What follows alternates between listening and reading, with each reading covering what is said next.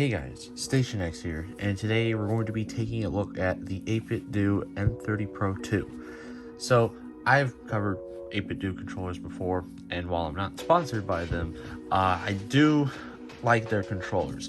The first one I did a review on is the 8BitDO SN30 Pro, and its counterpart, the SF30 Pro.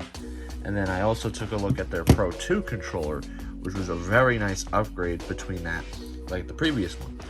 So there was a controller that came out around the same time as this. I don't know if it was before or after, but this controller was like an NES themed Pro controller for the Switch and other devices. The same devices that the other 8BitDO controllers work with this as well. As you can see on the back, very similar packaging to what it works for. And so this controller is specifically themed after the NES.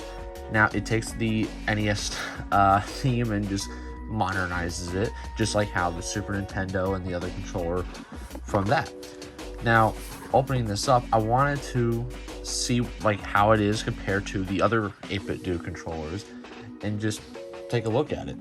This has a very big death grip on this. Like, it will not, like, it took me a few minutes to actually get it open because, you know, this thing just did not want to come out, you know. But it's this nice plastic cover, and here's the controller itself. Of course, it comes with instructions on how to sync it and a charging cable, which we already know how to sync this, so we're not gonna need that. But this is the controller, and first impressions of it is that it is tiny. It's not like much smaller compared to the first 8BitDO controller I took a look at, but as you can see here, it is definitely smaller. So if you're someone with big hands, this might already be a problem. But someone like me who does have some pretty big hands, this controller, yeah, it's not, it's rounded. So I mean, it kind of solves that issue that the NES controller had originally, which it was a rectangle with sharp edges, not like super sharp, but you know, it's stuff that would dig into your palms. This does not have that. It's more resembling the dog bone controller, just with the color scheme of the original. And so, but the big theme of this is that it's tiny, right? You got tiny thumbsticks, tiny buttons, tiny shape, and these button placements is just kind of weird. I don't know why they did this. I guess to just achieve this kind of slim figure they got going on right here, but like this right here is just not, it's not something I enjoy.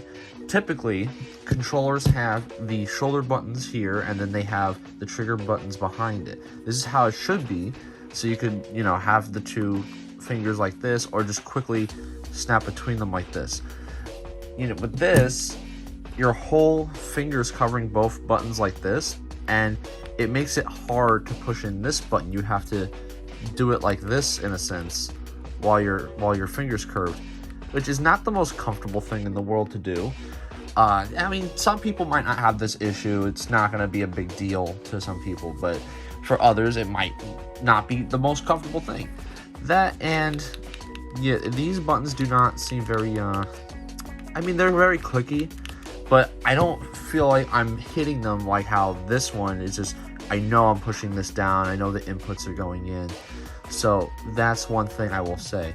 The immediate impressions is just that these are just not very great. But I mean, everything else is fine. I mean, the D-pad, which is the number one thing about a lot of these 8BitDO controllers, is this D-pad is nice. It's the same one from the NES, the Super Nintendo, and etc. The thumbsticks I find funny because, again, with the 8BitDO, the other 8BitDO controller, they used PS4 style thumbsticks, or very similar thumbsticks to the PS4. Now, one thing that this has a similar problem is that the thumbsticks are a little too close to each other. So you could end up having this thing where your thumbs hit, but the thumbsticks are big enough where I can have them like right here, and I won't have this problem, even though, you know, I have big hands. Here, these thumbsticks are tiny. They use the PlayStation Vita thumbsticks. And so, no matter where you place your finger, it's gonna hit that, yeah, they're just gonna hit into each other. It's just way too close. So, that's a problem right there. Another thing is that these face buttons are very small. So, yeah, I tend to be hitting a few of them at once when I'm pushing the button. So it's just one of those things that, while it looks nice, it's just I don't really necessarily like how small everything is. But again, it just depends on the person. Like all products that I ever take a look at, some people will not have the same issues as others. So this right here might not seem like a big deal to you. It's just for other people, it probably will be something that's uncomfortable for them to hold. Now, as far as sinking this in, it's similar to how this one is based off of the instructions. We're gonna take a look at. It is very similar to how the other one is, because for Switch, I don't know if you can read it there, but you have to press and hold Y and start, which is pretty much the exact same thing as this. So we're gonna have this synced into the Switch, just showing the step-by-step of how to do that, and we're gonna see how it plays, how comfortable it is to play with this controller. So now that we're out the Switch, you go to change grip order, and what you want to do is just hold the start and the Y button in rapid succession, and then there you go. Now it's fairly similar to this, so it's the same deal. Just press the start and Y button and it'll work. I don't necessarily like that whole button combination thing to get it to sync to all the other ones, because that typically means that this one is going to have a really huge problem swapping between the different systems. Like if you wanted to go on the computer to play this, or mobile, or whatever the heck you want to do, it's going to be a problem, because that's a similar issue I had with this one. When it comes to this one, it's just you hit this button and that's pretty much it. It does not take very long to sync this thing up to the console. So it's just one of those things that is, while it didn't necessarily bug me too much here, because that was kind of the only flaw in this controller that I saw, this one has a little bit more of a problem just for me because of the fact of how small it is. So having that other issue on top of it just kind of ruins it for me as well. Now, you're probably thinking, well, there's no home or capture button, but they're on the bottom. And of course, you get this, instead of having those 4 dots like every Nintendo controller has, you get this nice blue ring right here. And so whenever the controller is active, you see that blue ring right there. And so this button's the home, and this one's the capture button. So we're going to go on the NES app.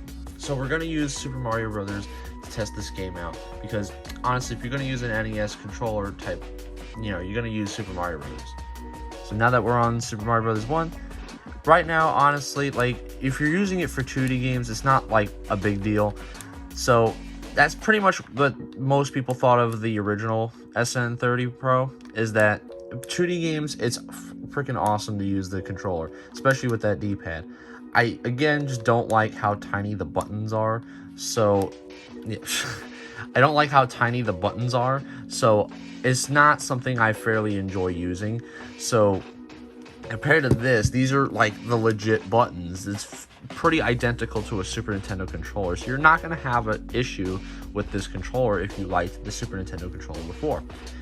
It's this controller that's just kind of like, Now, I don't even need to play 3D games to probably tell you that 3D games, if this controller itself does not do well with 3D games, even though it's possible, then this is definitely not going to have that, definitely not going to be better than this. I don't think this is a necessarily horrible controller, and I believe this is cheaper than the N30 Pro, especially right now since they don't make these anymore. And it's probably easier to find just because I don't think many people bought this one. But if you just want a controller for 2D games, then hey, this will be your cup of tea right here. If not, I'd probably avoid this if you wanted to have another like third-party controller for a 3D game. But that'll pretty much be it for today. I've been Station X, and I hope you guys have a wonderful day.